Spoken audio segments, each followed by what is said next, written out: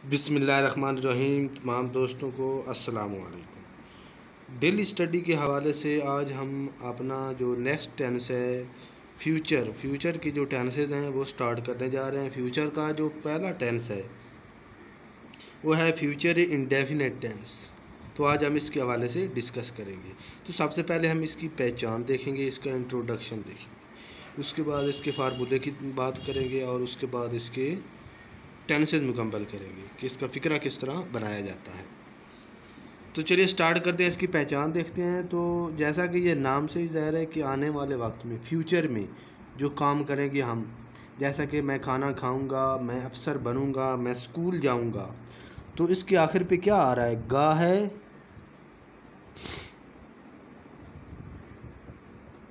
गी है, गे हैं।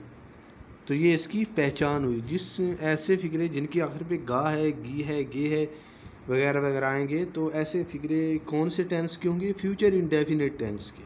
तो ये इसकी पहचान है। आने वाले वक्त में कोई काम हम करेंगे, खाना खाऊंगा, अफसर बनूंगा, स्कूल जाऊंगा, मैं पढ़ूंगा, मैं नौकरी करूंगा, सो ऑन।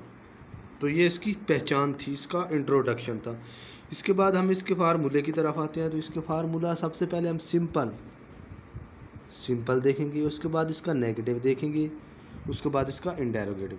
तो सिंपल जो इसका टेंस बनेगा उसका फार्मूला क्या है? सब्जेक्ट प्लस विल या शैल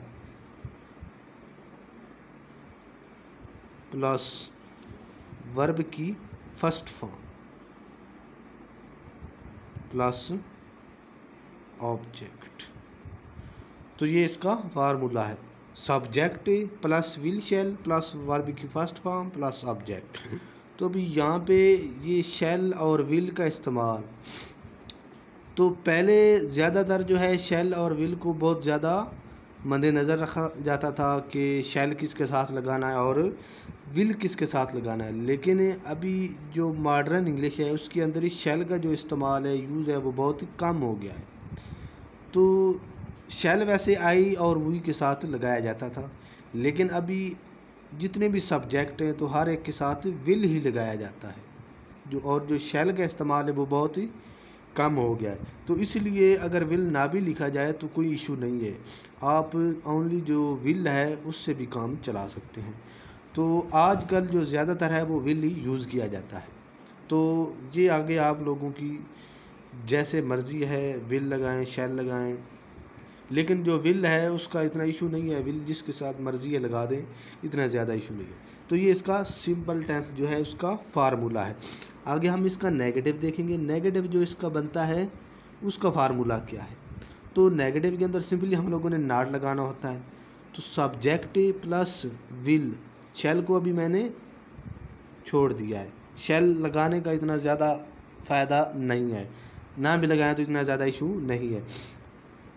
subject plus will plus not plus verb की फर्स्ट फॉर्म प्लस ऑब्जेक्ट। तो ये इसका नेगेटिव कंप्लीट हो जाएगा। ओनली हम लोगों ने क्या काम किया है?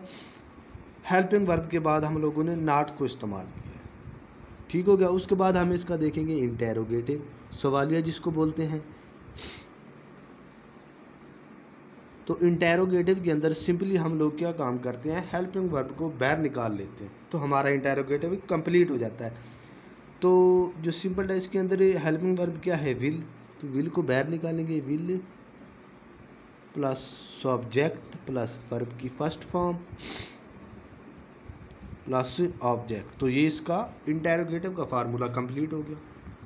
तो ये थे इसके फार्मूलाज। सिंपल का फार्मूला क्या होता है, नेगेटिव किस तरह बनाया जाता है और इंटेरोगेटिव किस तरह बनाया जाता है। विल और शैल का भी आप लोगों को पता चल गया होगा। शैल ना भी लगाया जाए तो इतना ज़्यादा इशू नहीं है, क्योंकि आज जो मॉडर्न इंग्लिश है उसके अंदर शैल को बिल्कुल ख़त्म कर दिया गया है। तो अभी हम इसका एक फ़िक्रा लिखते हैं और उसको वन बाय वन मुकम्मल करते हैं। मैं स्कूल जाऊंगा, वो खाना खाएगा, अक्सा नमाज पढ़ेगी, अली अफसर बनेगा। तो इस तरह के जो भी फ़िक्रात होंगे वो फ्यूचर इंडेफिनिट टेंस के होंगे। तो हम एक ही फ़िक्रे को मुकम्मल करते हैं, मैं स्कूल जाऊंगा। तो सबसे पहले हम इसका सिंपल बनाते हैं। तो सिंपल का फार्मूला क्या है, subject plus will plus verb की फर्स्ट फॉर्म प्लस ऑब्जेक्ट। तो सब्जेक्ट हमारे पास कौन सा है, आई के साथ अभी विल लगा दे, कोई इतना ज़्यादा इशू नहीं है क्योंकि शेल को तकरीबन ख़त्म कर दिया गया है। आई विल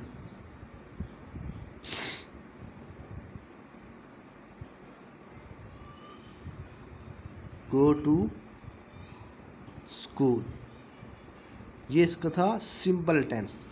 सिंपल किस तरह बनाया जाता है, I will go to school. I shall भी लगा सकते हो लेकिन शैल को ख़त्म कर दिया गया। बार बार रिपीट कर रहा हूँ कि शैल का जो इस्तेमाल है जो मॉडर्न इंग्लिश है उसके अंदर बहुत ही कम हो गया है, तकरीबन ख़त्म हो गया है। तो वेल जो है विल, उसको आप यूज़ कर सकते हैं।